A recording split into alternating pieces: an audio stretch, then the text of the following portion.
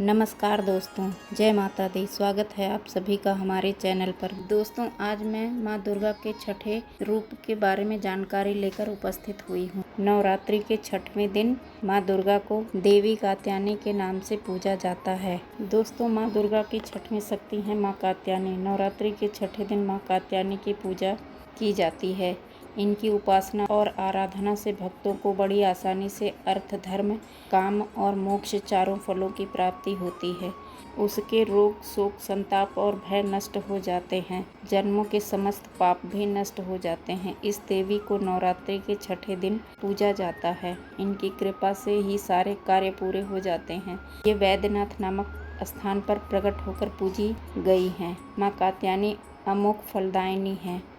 माँ दुर्गा की छठवीं शक्ति की पावन कथा। दोस्तों, भगवान कृष्ण को पति रूप में पाने के लिए ब्रज की गोपियों ने इन्हीं की पूजा की थी। यह पूजा कालिंदी यमुना के तट पर की गई थी, इसलिए ये ब्रज मंडल की अधिष्ठात्री देवी के रूप में प्रतिष्ठित हैं। इनका स्वरूप अत्यंत भव्य और दिव्य है। ये स्वर्ण के समान चमकीली हैं और भास्वर हैं। दोस्तों, इस माता की भी 4 भुजाएं हैं। दाईं तरफ का ऊपर वाला हाथ अभय मुद्रा में है तथा नीचे वाला हाथ वर मुद्रा में। माँ के बाईं तरफ के ऊपर वाले हाथ में तलवार है और नीचे वाले हाथ में कमल का फूल सुशोभित है।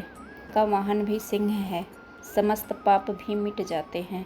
इसलिए कहा जाता है कि इस देवी की उपासना करने से परम पद की प्राप्ति होती है। माँ कात्यायनी को ही महिषासुरमर्दिनी कहा जाता है। देवी कात्यायनी जी के संदर्भ में एक पौराणिक कथा प्रचलित है, जिसके अनुसार एक समय कत नाम के प्रसिद्ध ऋषि हुए तथा उनके पुत्र ऋषि कात्य हुए। उन्हीं के नाम से प्रसिद्ध कात्य गोत्र से विश्व प्रसिद्ध ऋषि कात्यायन उत्पन्न हुए थे। देवी कात्यायनी जी देवताओं ऋषियों के संकटों को दूर करने के लिए महर्षि कात्यायन के आश्रम में उत्पन्न होती हैं।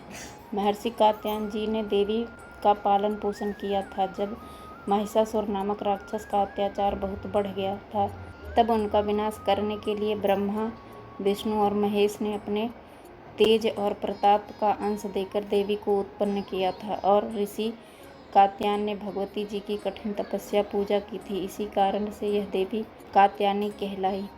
महर्षि कात्यायन जी की इच्छा थी कि भगवती उनके घर में पुत्री के रूप में जन्म लें।